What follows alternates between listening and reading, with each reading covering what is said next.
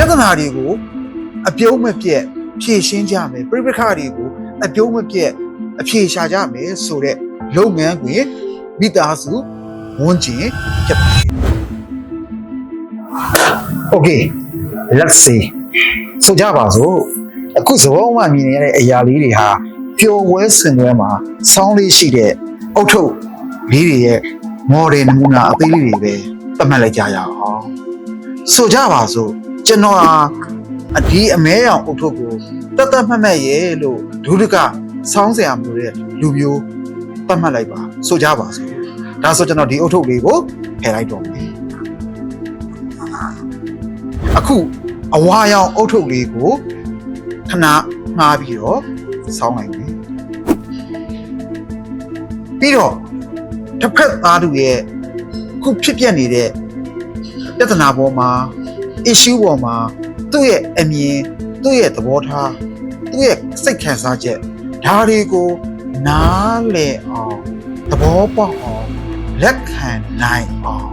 เนาะကျွန်တော်နားထောင်ပေးမယ်နားထောင်တဲ့စီမှာ active listening တကယ်ကို eye contact ကောင်းကောင်းနဲ့တလေးတစား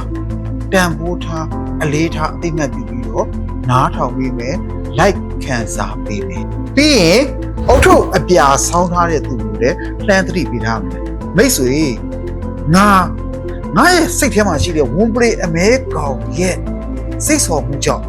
တခုခုများမကောင်းတဲ့အမှုအချက်မကောင်းတဲ့ခံစားချက်ပြမိတယ်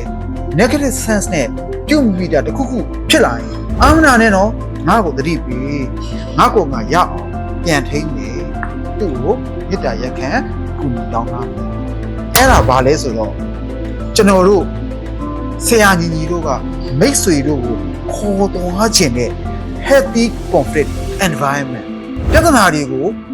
အပြုံးမပြတ်ဖြေရှင်းကြမယ်ပြိပခါတွေကိုအပြုံးမပြတ်အဖြေရှာကြမယ်ဆိုတဲ့လုပ်ငန်းတွင်မိသားစုဝန်ကျင်ဖြစ်ပါတယ်အဲ့ဒါလေးကိုမျက်စိထဲမှာမြင်ကြည့်ကြပါအဲ့လိုများဖြေရှင်းနိုင်လို့ရှိရင်ကျွန်တော်တို့ရဲ့မိသားစုထဲမှာကျွန်တော်တို့ရဲ့အလုပ်တွင်ထဲမှာတယောက်နဲ့တယောက်အမုန်းမပွားအချင်းမများပဲနဲ့ဘယ်လောက်ပျော်ဖို့ကောင်းလာမလဲဗျာဒါလေးတွေကိုသဘောတရားလေးတွေမျက်နှာလေးတွေသိဖို့အတွက်เนาะအော်တိုဘာ၄ရက်နေ့ညမှာကဇွန်ကနေပြီးတော့ virtual ပုံပေါ်ပေးပါအော်တိုဘာ17ရက်နေ့ကတော့ in person workshop လူတွေကိုယ်တိုင်တွေ့ကြပြီးတော့လုပ်ရုံဆွေးနွေးပွဲတစ်ခုကျွန်တော်တို့လုပ်ကြမယ်အဲ့ဒီ workshop မှာကျွန်တော်တို့တွေဟာအပီအပြင်ကို